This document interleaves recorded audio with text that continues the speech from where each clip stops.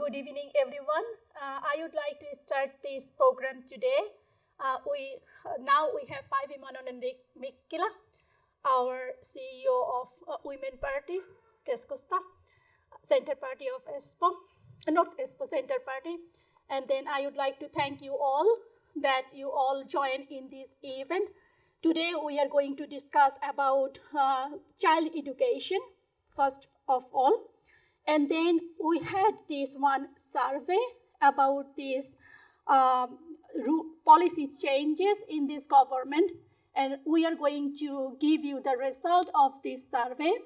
And then we will go through this resignation process in Finland in general. So I would like to start this program with this verse, and I would like to invite Sabina Haider to facilitate this program. Thank you.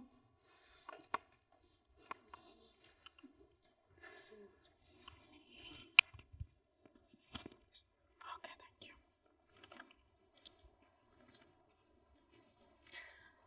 Ladies and gentlemen, esteemed guests and fellow advocates for education, good evening and welcome to this crucial discussion on youth education in Espoo and changes in migration policy in Finland. I'm truly honored to serve as your facilitator for this event, and I'm excited to engage in a meaningful conversation about a topic that is close to our hearts. Before we dive into our discussion, I would like to briefly outline our program for this evening. We have 3 distinguished speakers with us today who will share their valuable insights and experiences in the field of education, analytical viewpoint on concerns within Espoo international community, and last but not the least, we will have an insight from Center Party Women's Chairperson Päivi Mononen-Mikkilä, who will conclude the discussion. Each speaker will have approximately 15 minutes to present their thoughts, after which we will open the floor for questions and discussions. Our first speaker tonight is Aili Pesonen, who worked for many years as a teacher in Espoo and who will shed light on youth education, S2 or international schools. Following Aili's insightful speech, we will hear from our second speaker, Tanya Afrin, who leads the international group of the Center Party and who has ample experience as an international resident in Espoo, raising her family in one of Espoo's communities. Tanya will enlighten us on current concerns within the international communities of Espoo, as well as give us a brief introduction to the legislation process in Finland. Päivi Mononen-Mikkilä will give a conclusion to the discussions, leading us to the end of the speeches. After the speakers have presented, we will have an interaction and a question and answer session. I encourage you all to actively participate by asking questions or sharing your thoughts. And please be mindful of the time so we can accommodate as many questions and insights as possible. Without further ado, I would like to invite Aili Pesonen to the stage to commence our discussion. Aili, the floor is yours. Thank you. I'm sorry if I sound a little bit nervous. Okay, he asked me to come a little bit into the middle. Okay, I introduce myself. I am an ex-teacher of English as a foreign language and a vice principal of one of the biggest primary schools in Espoo. I took my pension a couple of years ago, and now I'm teaching as a substitute teacher every now and then, like tomorrow morning. It's lovely to see my old colleagues and my pupils again. And then I'm active in politics, or maybe you would say social life. I'm a member of the audition committee of Espoo. Would you like to show me the slide, please? So just last year, we had this integration of pupils in our audition committee. We had several lectures about it, and we talked about it for a long time, and we gave recommendations for the city, how it should be organized. Unfortunately, the paper is only in Finnish, but some conclusions are in English in Espoo pages. Okay, let's start with early childhood education and care. These are probably familiar to you, most of you, but anyway, shortly. In Espoo, there's both municipal or private daycare and early childhood education. That's from the age of 1 or maybe 10 months until the child is 6 years old. And after that, you go to a pre-primary school, and you can see here how you apply for the childhood education.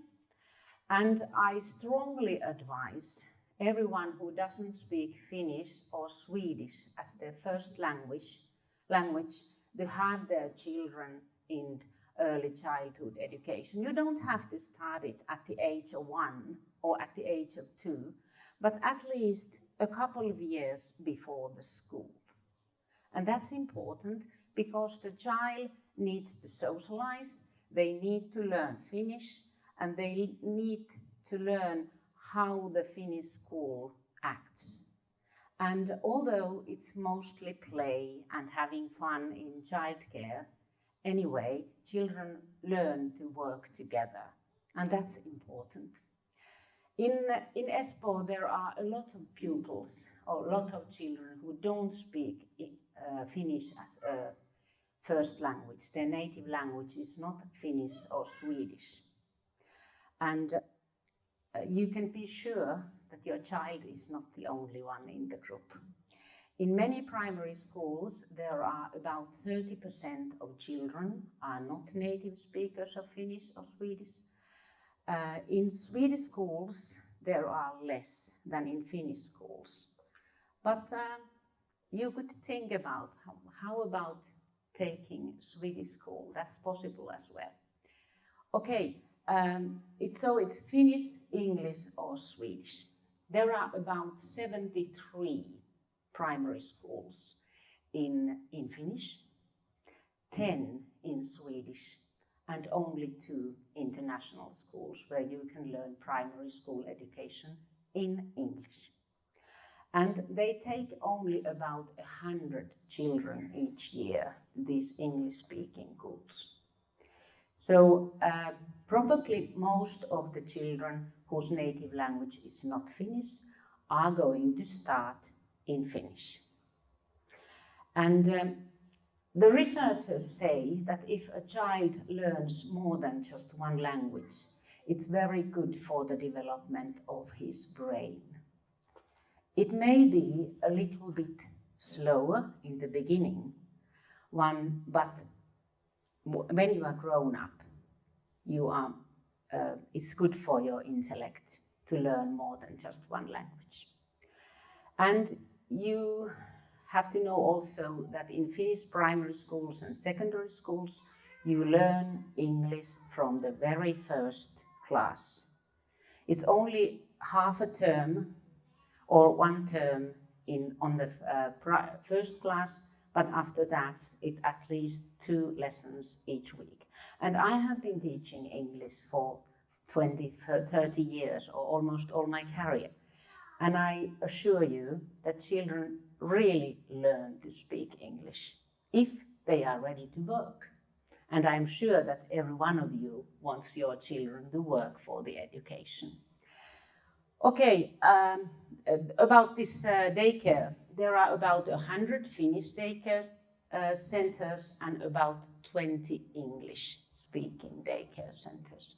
Those English-speaking are private, but they are not more expensive than the municipal daycare. You can get a service voucher, or they have they have made a deal with the city so that you can get the daycare for the same price as in the municipal daycare. And it depends, the fee depends on how much you earn, basically. But the maximum sum is 295 euros a month. And you get breakfast and lunch for that money and a little snack in the afternoon. I think that's quite reasonable price. And at the age of 6 starts the pre-primary education. That's for 1 year. And if your child doesn't speak any Finnish, then he or she will get preliminary Finnish teaching. So he learns Finnish for 1 year, and after that, at school, he will learn more. Okay, would you like to change the slide, please? Okay, then starts comprehensive school at the age of 7, and everything is free in Finnish schools until the child is 18. Because nowadays it's compulsory to go on studying until you are at the age of 18. Either you take a vocational school after comprehensive school, or you go to general secondary higher education, which is lukio in Finnish. And both of them are free. Because it's compulsory, it's in Finland, it's free. And you get your little computer, you get your books, you get your bus fees and everything for no fee at all.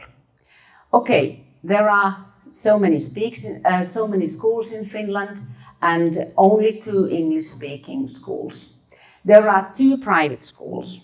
One is a Christian school. They have several hundred pupils there. And there is this Steiner curriculum, which is an old way of teaching children by doing things. Steiner curriculum school is 1 year longer than the usual one. So even the private schools are free. They may ask money for trips or something like that, but all the teaching and books and those are free. In Finland, you can't just open a private school. It's always the government, the Finnish government, that decides who can open a private school. And therefore, almost all schools are run by the community. Okay, and there are primary schools, grades 1 to 6, secondary schools 7 to 9, or joint comprehensive 1 to 9. And even if you are private, even if you are International School of Finland, you follow the same curriculum. The state decides the curriculum, and you have to follow it. You can add something. You can have, like the Christian school, they have their own idea in there. But you can't leave anything out. You have to teach what the state has decided. But in Finland, there are 2 very interesting ideas. First, we honestly think that the child needs his or her native language. The children need your own language. And therefore, even Espoo teaches 42 languages at schools. 42 different native languages. It's an extra lesson for the children, 2 extra lessons each week. But the community pays the salaries for the teachers, and they buy the books, and the children get teaching in their own language. Most of the time they teach the language, but sometimes they help the children to learn the geography or the history when it's difficult in Finnish. I think I know best one Somali teacher he still works in the school where I used to work. And he has often helped teachers when there is a problem. So he helps the teacher to understand what the problem is with the pupil. And he helps contact the parents if there are problems. The city also has these advisors who are with different backgrounds, but there is only Arab, Somali, Russian, I think Chinese nowadays. But anyway, we are trying so that pupils really can use their own language and they learn it. Because it's the language of your abstract concepts. It's the language of your deep feelings that you know your own language. And we truly believe that it's good for the child to speak the same language as his family, and then that they know also abstract things in their own language. Okay, if you want to, I have put here the links to the Espoo.fi, and you can read more in there. There's applications how to apply to schools, and there's more of that. Would you change the slide, please? Okay, after comprehensive school, you are now about 15 years old, and you have been at school for 9 years, plus the pre-primary school, and you have then basically two options. You can go to vocational school, which is Omnia, and Omnia is a very large school. You can study almost all professions there, and then, or you can go to general upper secondary schools. There are 10 in Finnish and 1 in Swedish. And then there are 2 schools which offer this IB, baccalaureate, which is international, so that you can apply to universities around the world with that IB degree, I suppose. And there is the link to the upper secondary vocational school. And I would like to emphasize that this is not the end. You don't have to end studying if you go to the vocational school. In Finland, we believe in something like lifelong learning. And I can tell my own example. My son, he didn't want to go to the lukio. So he decided to go to a vocational school. And then he went to the, what is that called? Ammattikorkeakoulu, University of Applied Sciences. Okay. And now he's studying in Turku University. He's studying IT technology in Turku University. So it's not, you don't have to think that if my child doesn't take lukio, upper secondary, then it's just vocational works. No. You can do a lot in Finland after that. Okay, would you like to change the slide, please? And if your child doesn't speak Finnish at all when he or she goes to school, if he goes to pre-primary or if he goes to primary or secondary, there is probably going to be 1 year of learning Finnish. That's the normal preparatory group, and if that's not enough, he's going to get intensified support at school. And there you can find the link to that part. I think that was the end. Would you like to check, please? Okay. I want to say one more thing. I was a vice principal, and I often talked with children with several kinds of backgrounds. And very often The source of the problems was misunderstanding. It was misunderstanding between two pupils, or misunderstanding between parents and teachers, or with teachers and children. So it's very important to listen. And if I could ask you something, please ask your children, how was your day? What happened? But please, don't believe everything they tell you. I have a very good example of this. I once had a Finnish boy who was behaving bad in the cafeteria during the lunch hour. He didn't know how to behave. He was throwing food and things like that. And then I asked him after school day, would you like to stay behind and write a letter to your parents what you have done? And what had the child understood? He wrote, I ate too much bread.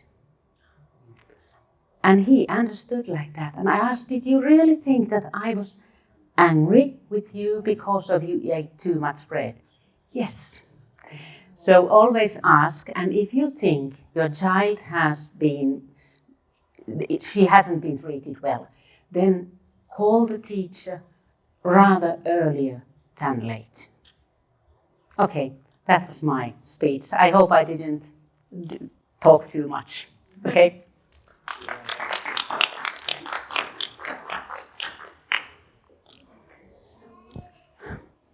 One more thing. If you have anything to ask, please come to me after this or write me an email or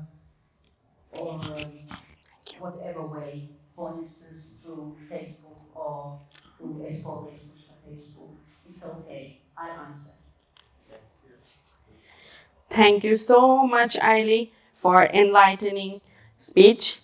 So now I would like to invite Tanya Afrin to share her thoughts, her perspective on this topic today. Yes, please, Tanya. Now it's your turn.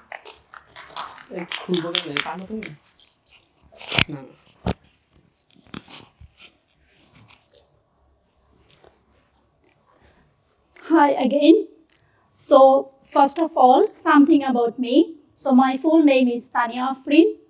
I came to Finland 2008, and I remember in those days that why I come to Finland. There are 3 reasons. Number 1, free education. Number 2, nature. Number 3, anti-corruption. But these things has been changed over time. I get my residence permit in the year of 2013, which means it is already 10 years. I get my residence permit.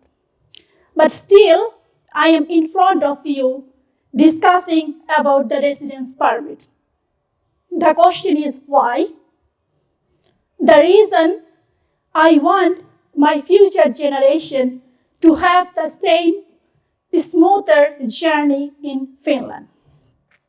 And this was the reason we have this discussion in Espoon Keskusta, Center Party of Espoo. We should do something. We should do something with this regulation. We should ask to the people what they are thinking about this regulation, what is their opinion, what is their thought about it. We have been running this questionnaire, and now I am going to tell you about the result of this questionnaire. So our first question was that, have you heard of the planned changes in residence policy so that after 3 months of unemployment, residence permit would be cancelled? So 88% of the people already heard about this.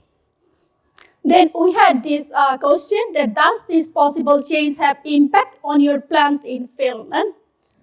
So 68% of them mentioned that yes, there must be some changes in their plan.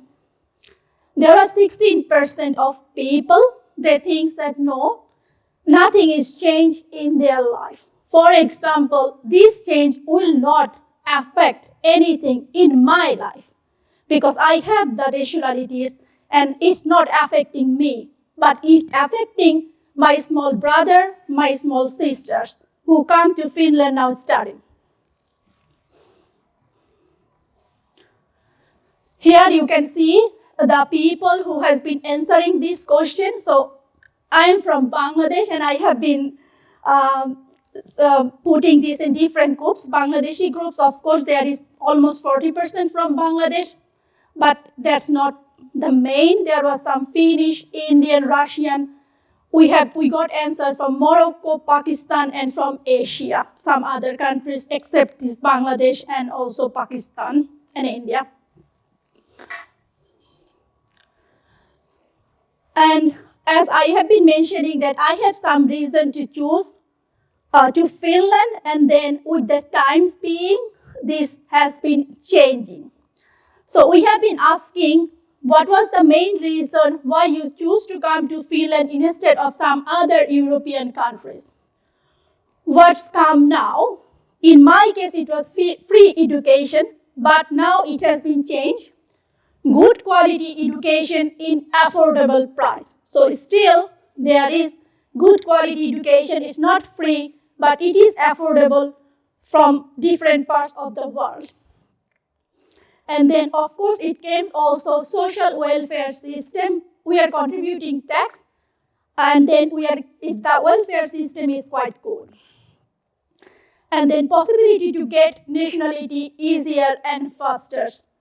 That was also quite important thing. And then of course people is thinking that security, safety, living standard, quality education for children, what Ali has been mentioning, that also came from the parents and other people, and then of course peaceful country. And then in Finland, work ethics, good work-life balance, these are the things which is really good, and then this is the main reason why like international people choose Finland to come. And then we had a question about that, what if this policy will come in force?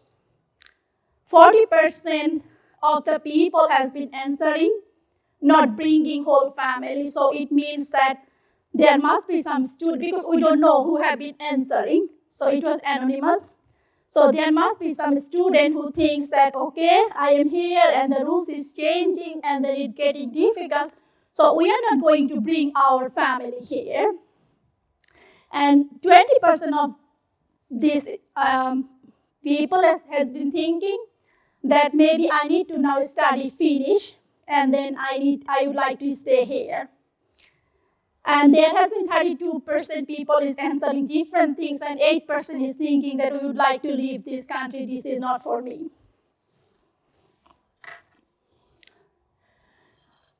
And then we have a question about this, what would you like to say to the decision maker planning this change?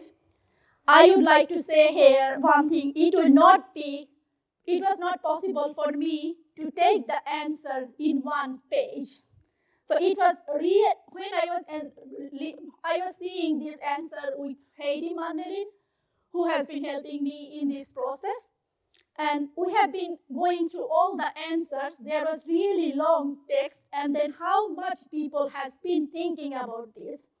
So, and then there was really long text and lots of things, and we have been thinking that it's affecting people so much. They spend their time to answer this survey. So in this topic, I have 3 slides. Sorry for that, but I think this is a really important topic for people and for us, what people is thinking, and also to understand their opinion. So this is not only ordering for immigrants, but should order you as a Finnish, as you might lose specialized skill. So this is one thing that Finland would lose, the skilled people. There will be worker shortage in the future. Talented people may live in another country. And then imposing this law, Finland will lose immigrants. It's not good for sign for the development. And then, of course, it is affecting international talents and also affecting the economy as a whole. And then also there was one comment that in future it will be difficult for government to have sufficient workforce and taxpayers. A bigger labor force will ensure high GDP and growth of the economy. Shortage of manpower.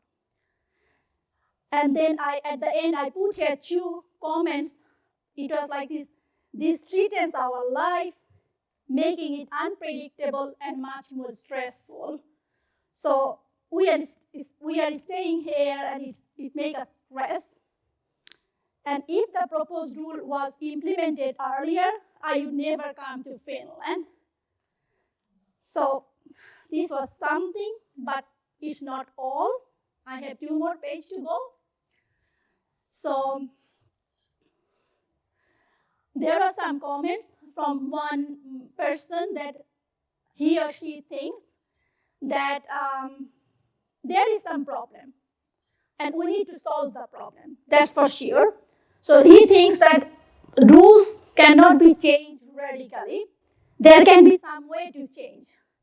So this can also be linked to previous tax records. So government can see that how this person has doing this tax, what is the tax record, and then what is the industry need, and then those who are contributing or have contributed to the economy can be given additional security and time to again look for opportunities in case of jobless. So I think this is something people are also thinking that, okay, government is thinking something how we can solve the issues. So something like that based on the previous record, government can have some sorts of rules. And then one person is writing that this kind of regulation is giving clear message to us that we should leave the country and not recommend it to others. And not building a family is safe anymore here. And then the change is not fair. Life is already difficult enough for internationals. Settling in Finland, making it more difficult to have a long-term of Finland reputation internationally. And then we are taxpayers and want to give back. There's some important message from us. That yes, we are the taxpayer and we would like to give back our part. We would like to do our part, let's say like this. And there was really long message, and then I can conclude this big message. So it's like this person has been mentioning that of course some people may abuse the system, but this is not, all the people is not doing like the same way. But one thing what government need to see, why this person is not getting the job. So this person who write this big message, I cut already some part of it, but it's like he has been jobless, and then he didn't get proper help from TE Palvelu. And then he thinks that if he would get the help earlier, maybe he would get this. But for him, it's really important that government should find the reason why, not only having any radical changes, that why this student or why this graduate is not getting the job. So how we can help them to get the job. And then there is also like, there is a problem and we need to solve it. And then it's come the most important thing. So what could Finland do better to make you feel more welcome and make you want to stay permanently? And then there is like, there are suggestions that there can be more friendly and inclusive policies, don't making the residence permit rules more strict, accept diversity, show welcome and respect to the international workforce, equal opportunity, ensure official or desk job on the basis of education and experience, made it easier for visas for family to visit us. I can give you one example of it.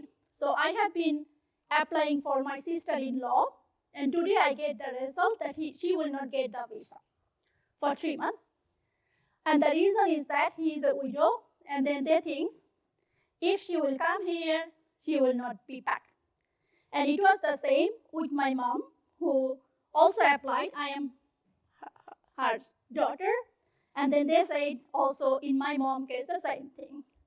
So this is something happening. So I think if somebody is living in her own country for 40 years or 60 years or 50 years, why this person will come to Finland and stay here, will not go back from this country?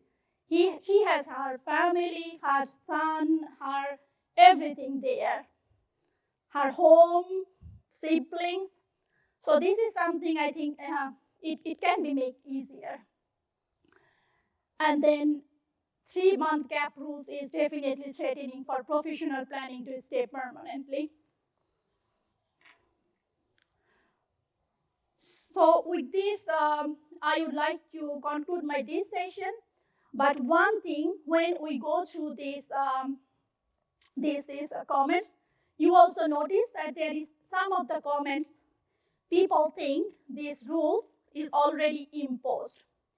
So we think that it will be really great that we can talk about legislation process in Finland. I noticed that there was one of my small brother just called me and said that Apu, which means sisters, that this is now the rules, 3 months, I don't have job, I need to go back. So how the media communicate, it's something like vogue. It's not properly understood by us that how the legislation process is happening in Finland. So that's something I was just thinking that we can go through it. And in this phase, I would like to ask Jussi Nukuri to come and join with me and give a short brief about this legislation process in Finland. Thank you.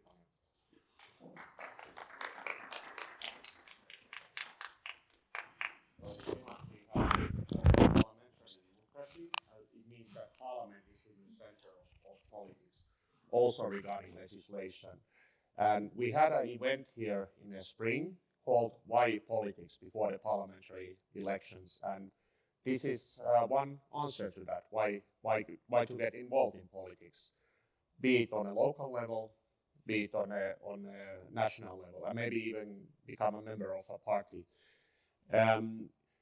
The process and new legislation has to be accepted by the parliament.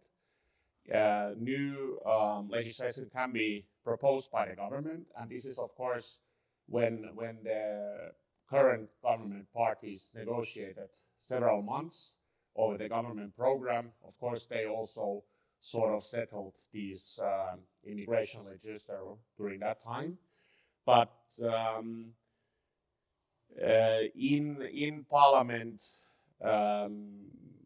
at least one of the government parties might not be that supportive of this kind of discriminating laws.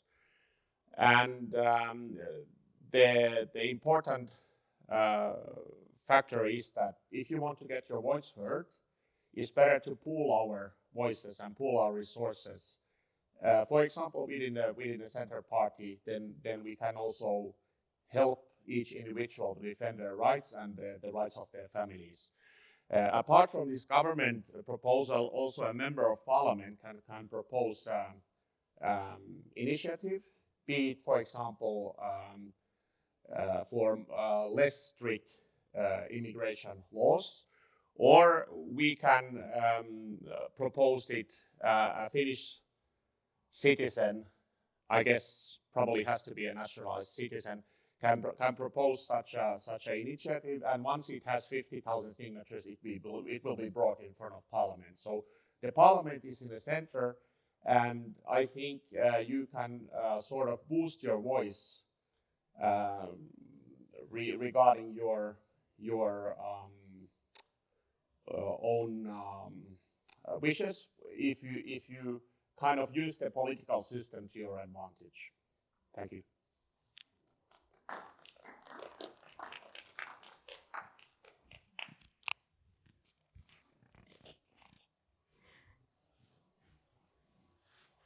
Thank you so much, both of our previous speakers. It was a very thought-provoking speech by Tanya. So now I would like to invite Päivi to the stage, please. And everyone, please have a round of applause. Thank you so much. Thank you. And I think,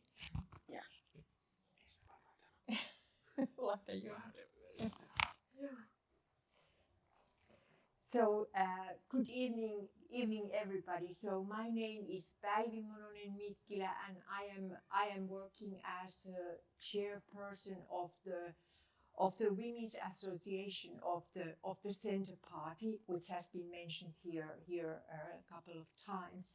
So, I started in the middle of June. And this is a kind of person where kind of a position where you will be just elected by we have a board of representatives, which is a national board, which will have its meeting once in 2 years, and then the chairperson and two vice chairpersons and the executive board will be elected by the representatives. And as we are a women's association, so we are emphasized in women's issues, equality issues. We are, in a way, I should say that we are specialized in these issues in the party. So if the party just wants to comment something regarding these issues, then we are the persons who will be just turned to. And I've been interested in politics all my life, more or less. So I have made my career in business, more or less. But I've always been at least in the background. And now, as I am sort of released myself from the position of a salaried employee. I have a small enterprise of my own, and I have a lot of more time for this activity now as I used to have, let's say, 2 years ago. But then some conclusion of what we have heard before. First of all, I think that the presentation of IE, it was something, of course, which I know because I am a Finnish citizen. I know our educational system, but I wasn't aware of the fact that even here in Espoo,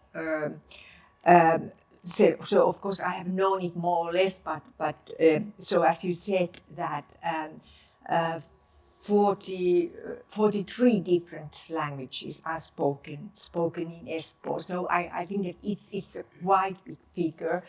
I live in Helsinki, and I think that it's more or less the same in Helsinki. Even it may be even more. And I think that in Aili's presentation there was a lot of so-called, I should say, correct me if I don't use the right expression, but I would like to say that there was a lot of so-called teacher's wisdom in your speech. I'm a teacher's daughter, so I'm got used to it from my childhood. And then Tanya, it was very nice to hear how you told about your personal experiences. So you know everything from the grassroots level, and that's very important. And that's also something I have been thinking, that all those people who are coming to Finland for work, in order to study, or for different motivations, they should have a kind of a network of people who already have experience from our difficult and bureaucratic system. So I think that we try to be nice, but sometimes also we Finnish people are in a way feel suffocated because of our bureaucracy and lot of administration everywhere. But I think that the best advice in this is just to speak up and turn to people you can trust in. And also try to turn to politicians as well, because just as you saw from the last slides presented by I didn't got your name. Yeah, Jussi. So you can see that the system seems to be a little bit complicated, but we are a parliamentary and democracy. And everything, at least it is in our constitution and in our system that we do everything by the book at the end of the day. And then still some things we are in the Centre Party actively working at the moment. Because we are not in the government now, it's been in a way a tradition that the Centre Party has been in the government for many years, and now we are in the opposition, and in the so-called government program, can you call it like that? Government program of the present government. There have been very some things which are not very nice to hear for people coming from abroad. And I just want to mention one thing which I really hope that at the end of the day it will be changed. So what Tanja mentioned about this proposal, that if you have come here to work and you happen to lose your job for different reasons, so it may happen quite out of the blue in many cases. So you have only 3 months' time to look or find another job. And otherwise, if you cannot do that, you will your work permit will be cancelled, and you have to go away. You have to return to your home country or somewhere else. And that's something which is, I think, that it's one of our key messages to those who continue with this process. So I think it's something we really want to change. And I want to mention that Jussi didn't mention the party by name, but in the government there is one party. It's called the Swedish-speaking People's Party. So they are in the government, and I think that it's very stressful for them just to try to approve of all these proposals which have been written in the government program, and that's why there is a very good opportunity to just turn these proposals down in the parliament, and that's my wish, and we are working very hard for this. Then I just want to mention one other thing, which is also being quite frequently used in the outcomes of the Centre Party politicians, and it has something to do with our immigration agency. So I think that you all have some experiences of the immigration agency. So our opinion is that at the moment it doesn't work well. So it doesn't work well enough. So it must be restructured restructured. It must be changed, and it must be more customer oriented. So because people who are turning to the immigrations agency when coming to Finland, so they need services. They don't need to be humiliated or asked to come to meet another civil servant in another day. So things have to run much more smoother than they do at the moment. So this is also one of our key targets.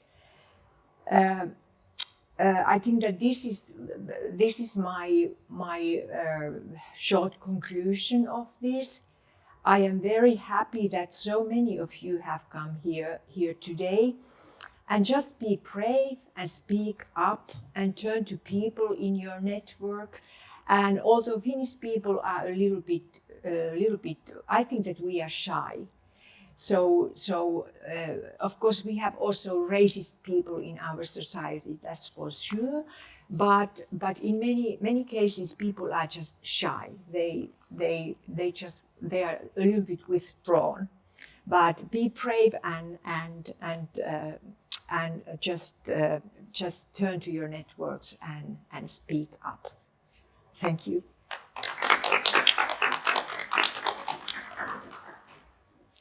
Thank you so much. I'll take that one. Okay. Thank you. If I can. Okay, thank you everyone. As we move into the question and answer session, I would like to remind everyone to please raise your hand if you have a question, and we will do our best to address as many questions within the time available. When posing a question, kindly state your name and affiliation, if any, and be concise to allow for more interactions. So with that, I would like to open the floor for questions. And who is the first one? Yes, we have. Okay, we'll have one more mic, just a moment. I think it's fine.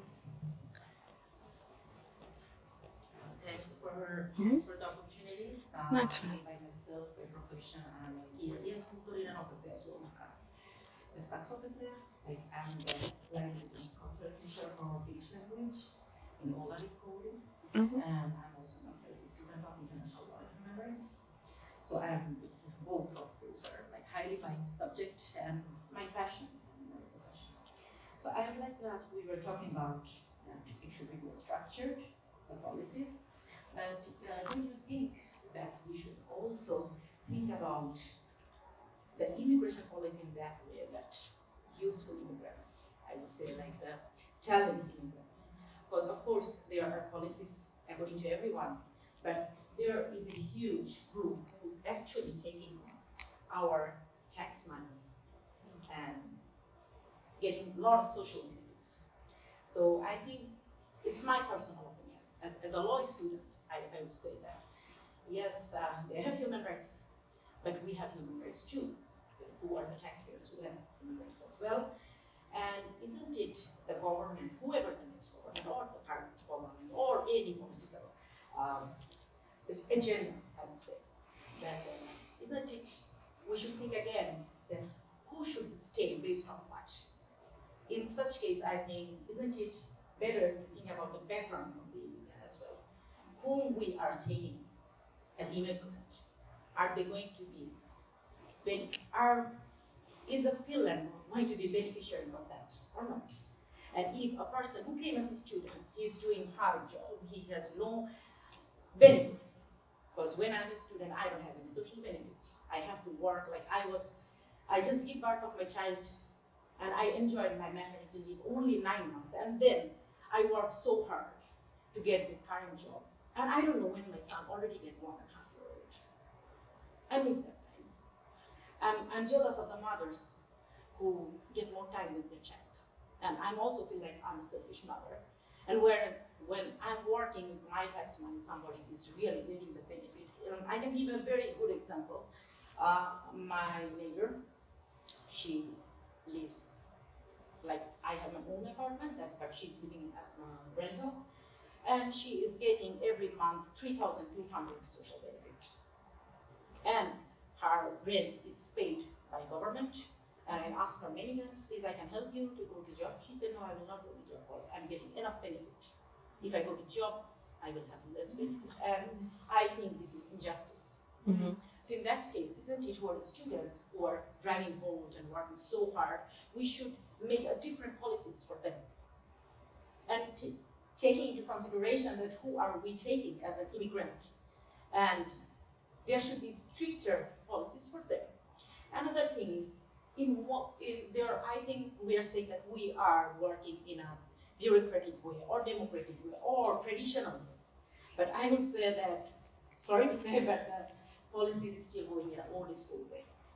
That it has been in Finland for many years that we trust, Finnish people has a kind heart and they trust people. And trusting others is not bad, but the world is changing and we have to go with that. Sorry, I'm taking time, but I think it's a very important thing that we should discuss. That isn't it better that we think that whom we are giving benefit and how the benefit actually is using. Like rather than, for example, rather than giving rent into hand, we are giving the rent directly to the person who is entitled for, like more background check. So this is my personal request as an immigrant, as a mother, as a teacher, and as a taxpayer, as a law student, but please propose it. Thank you. Thank you for your question. So I want to ask who would address this. So I Yes, so please. I have some comments on that.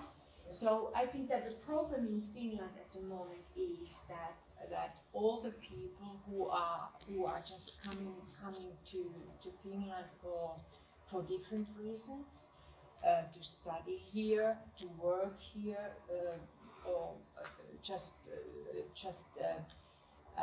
for humanitarian reasons. So they are coming from just escaping war and hunger and climate crisis, different reasons. So I think that one of the problems is that all these people are treated in the same way. So in the eyes of the Finnish people in many times. So and this is something which has to be changed. Better in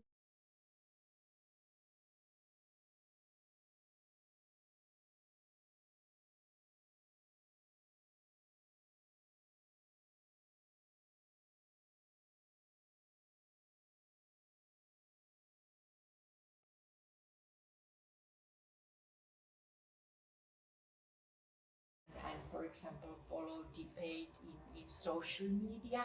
So people are only speaking, we say in the Finnish language, maahanmuuttajat, the immigrants. So everybody are under the same, they are in the same category, although the motivations and reasons to come here are different.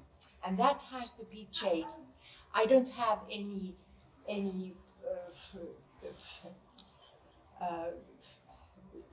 just easy solution for that. How you can do it in a very quickly. But I think that debate is needed in that, and I think that also your interaction is needed, and so that you just will be involved in this debate yourself.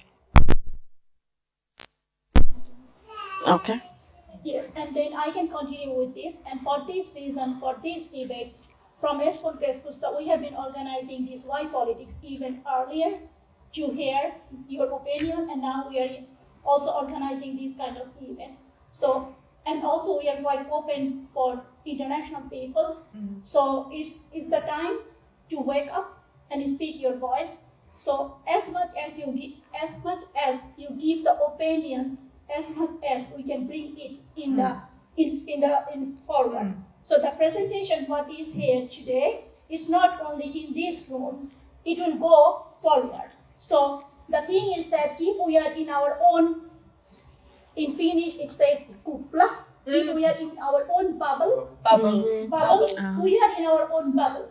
We need to come out from our own bubble and we need to have the interaction more and more, and then we need to hear our voice through political party or through whatever it is. So sometimes I think it's really important for us that somebody will hear us.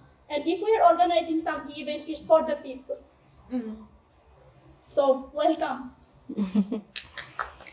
Thank you so much. So our next question, if anyone has a question. No? Yes, please. Yeah, we have one. Hello everyone. My name is Emmanuel. I just want to contribute to this. I would say, well, Finland is a good country, and I think one thing that I think is really like challenging in Finland, even though this argument, issue of immigrant, I think they are taking it so serious and it's distracting the focus. It's just a distraction for them. Things even though you can see some loopholes and some other things, there's a way you can find a way of finding a solution. Like what she said, trying to look at Venice problem. There's a lot of things that this government to focus. If you think that you want to generate more, income, or just trying to be strategized, and people that actually coming to help the economy to grow the economy, I'm not saying there's some other people, but trying to find a way of scrutinizing those people and just let the whole thing just settle those areas, and to generalize things can be like a kind of distraction. So in this case, as you said, these are kind of opportunities to come together and to force out. And personally, I'm into Buford. I have a small, entrepreneur, so I'm into Buford and energy. So I was able to be part of the power energy group within the annual year event. So yeah, it was very awesome, very nice. But to be, as an entrepreneur, to be able for Finnish people to actually get you trusted, it's really difficult.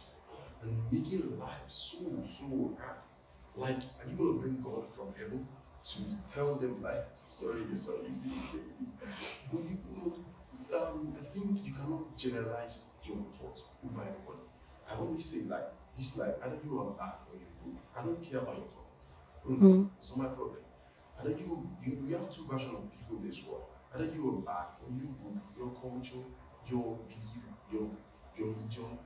So I treat people like, for instance, I will treat you like a good person. Until I was able to know, then I'll manage you.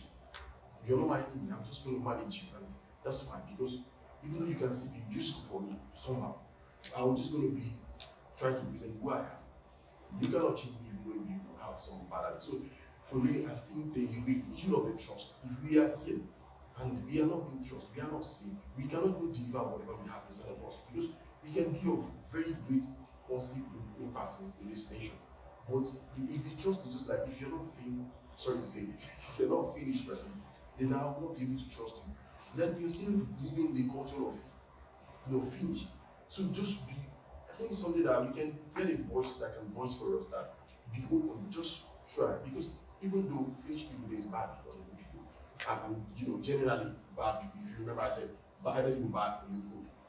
But based on what you had, based on your experience, based on what somebody told you, even based on your past experience, doesn't justify everybody. So my own contribution is just like, how we can just be able, I don't know how this can be possible, but if we start voicing somehow, then they will know that it's not, life is street. Try to trust people and, know who they are. Don't judge them or generalize your thoughts on everybody. Thank you so much. If you want to add, yeah. Do you have any question? I think it was more or less your comment. Opinion. You ask something? Yeah, to ask question. If you have a question. Yes, I would like to know, I was invited by my grandfather. So I'm very happy that I actually came. I was finding it difficult, so I said, let me just come. And I think that I was very happy to see, like, okay, this boy did it. So I'm very happy for that too. So, you know, I'll like that this kind of meeting should continue. Actually, I'm impressed seeing this kind of opportunity to be able to talk. And, you know, we can voice out by coming together. Nobody can do it alone. So, you know, within one state of group cannot do anything. But if we come together, then the voice can actually be heard.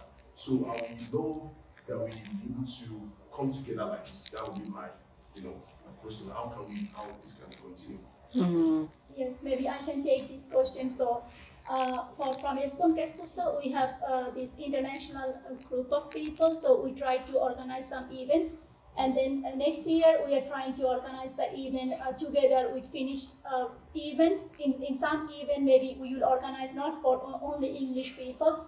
So there will be in this year we have been organizing differently why politics event and this event in English, and for the international people only. And starting from next year, we will try to organize Finnish and English together. So there will be this Finnish event, and then there will be a part where will be these English-speaking people. So we will take maybe 15 minutes or half an hour in English. And then I think that is really good one will be for us, because there we can get in touch with more Finnish people and have more time to discuss with them, or maybe some small talks, and then we can make friends and so on. So we have from Espoon Keskusta this kind of plan for the next year, and we will always inform in the Facebook how we are going to do it, and then most welcome for this.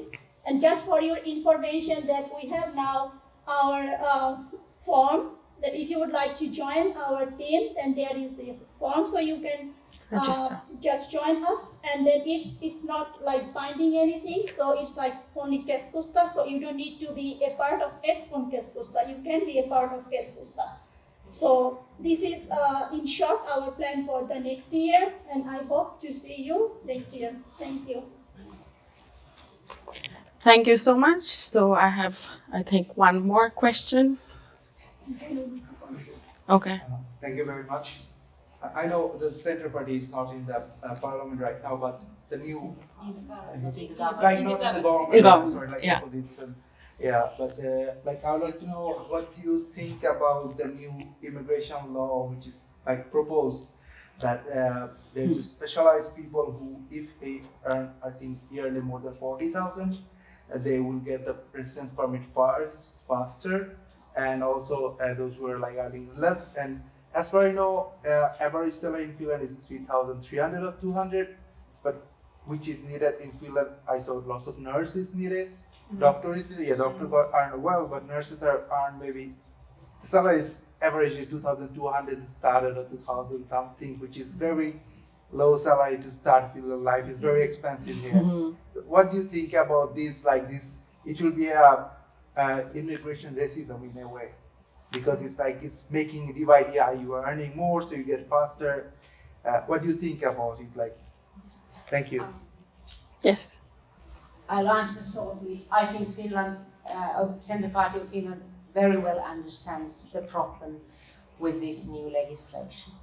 And for instance, the former vice chairman of the Centre Party, Riikka Pakarinen, who comes from Espoo, he is the CEO of the startup community, the startup enterprises community. So she clearly understands how important people from other countries are for Finland and for our economy. There's no question about that. I agree that there are some problems, but I think it is solvable. Those problems are solvable, and if we guarantee that you can get a job if you lose it. Nowadays, even IT people are getting sad. So if you guarantee that people get jobs in a short time, then it's okay. But I very much doubt that. One more little thing. In Espoo schools, 141 languages are spoken by the pupils. but only 43 are taught. And that's because there are languages that only 1 or 2 pupils learn. So if you know that your language, that in the area you have maybe 6 or 8 pupils who speak your language, you can ask for your own language teacher. So thank you so much. I think if anybody else, yeah, sure. Okay. I forgot your name. Aili. Yeah. One question is that like you showed this data about the 73 like Finnish speaking school. Is it only for the Espoo or is it like all Finland? Yeah, that's just for the Espoo. Okay. There are Yeah, 73. Thanks. Yeah, thanks. Yeah. So yeah, that is my first question. Second one is yeah, I'm also like although I'm actually Finnish citizen, but I also like don't agree about this like change, which is like this government is planning for, and because like I also working in IT company, but this is really hard for IT actually people to get the job within 3 months. So then I think government should actually think about that like these international talents who actually can contribute more. And for example, Kinchet actually mentioned about that, like we're exploiting the system. So there should be some, boundary, like okay, this government should actually facilitate, like who are actually contributing more in the economy and who are actually exploiting the system. There should be actually maybe accountable about that. So that is like my more or less not actually question, but more as a comment. And last as a question is to maybe Tanya that we're discussing right now here about these policies and things, how it could actually have the impact or how it will go out of this room to actually the government policies maker that okay, we are discussing about that, we are not agree about that. So what is the way to actually this reflection of our actually comments and our wishes to the government, because you are not like in the government, but is there any way that you are actually putting this message to the government or in the future? Yeah. Thanks. Okay. Yeah, she wanted to say something. Just one Point. Well, just one comment on that. So I think that just as I just said before in many contributions here, so it is always quite a slow process in Finland. Try to change things if you are not in the government. But I think that one channel which is really worth using is media. So media is something which always raises the issues of concerns, and of course they are many times they are exaggerating and they are making sensations of things which maybe should be treated differently. But I think that it's very, very important that people speak up. Yeah. So I think that it is the starting point, and then people who have contacts to the political decision makers, they just start in a way putting it forward in the parties. So. But it's unfortunately it's slow. But many things have. But it has. We have experiences. For example, from Helsingin Sanomat, which is our main newspaper, that when they have started one to write about for example, some kind of a problem somewhere and done it in a very, very big and visible way, then it will make a difference. Yeah, I think, yeah.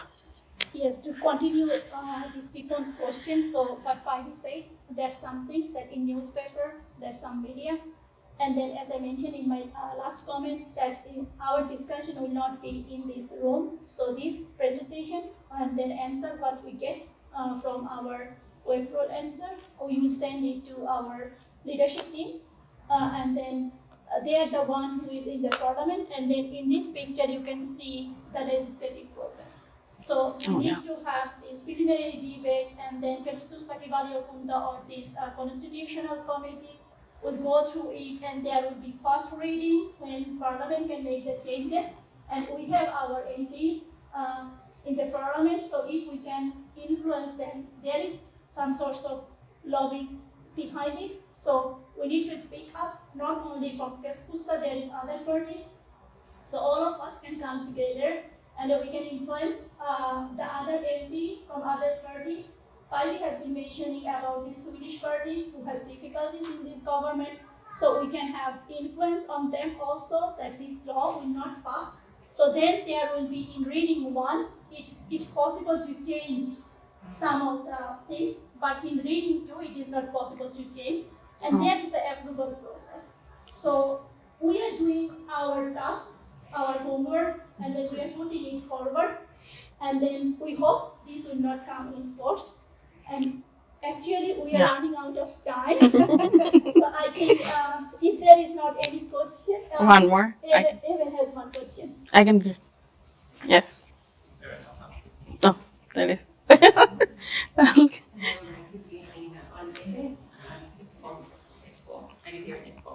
I don't have a question, I just have a comment because I want to continue this great debate today.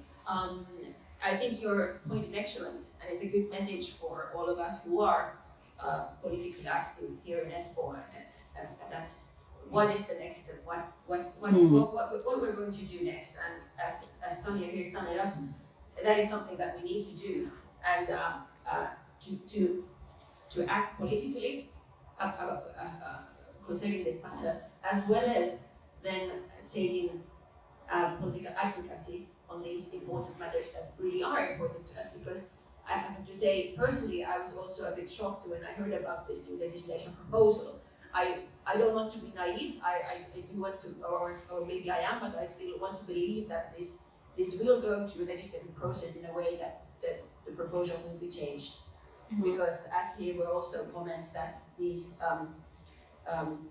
proposals, as I said, to 3 months or 3,000 something euros, they are something that's difficult even for an average Finn to get a job in 3 months or get a pay over 3,500 euros per month. So we have to kind of like be reasonable in this matter, and in a sense do the political work in this process, how to make an advocacy work related to this. But and then another comment is what can be done and how to speak up. It's not just like a national level. We are also 2 members of Espoo City Council here, Tommi and Sofia. So this is also that you network and you get to know these people who are making the decisions for us here in Espoo. As I said, they are both members of the city councils, and I really hope that they also hear this debate and they will remember this whenever they are then making the decisions in the city council. And of course, there are others who are then we are active in different boards in the city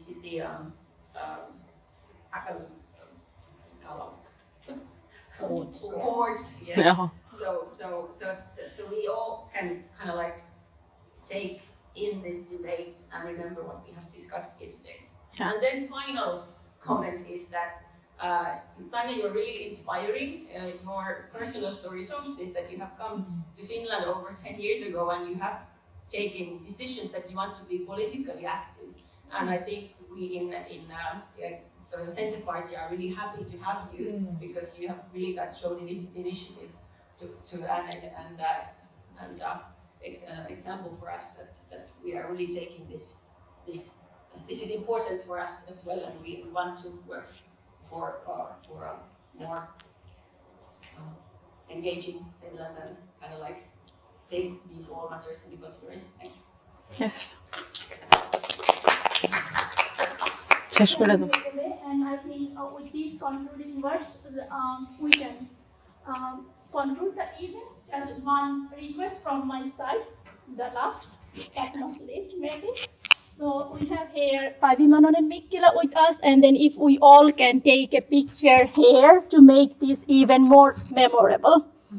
So I was just thinking that if we all come here, and if Tommy and Sophia and we all, then we can have a picture and the background can be this event picture. That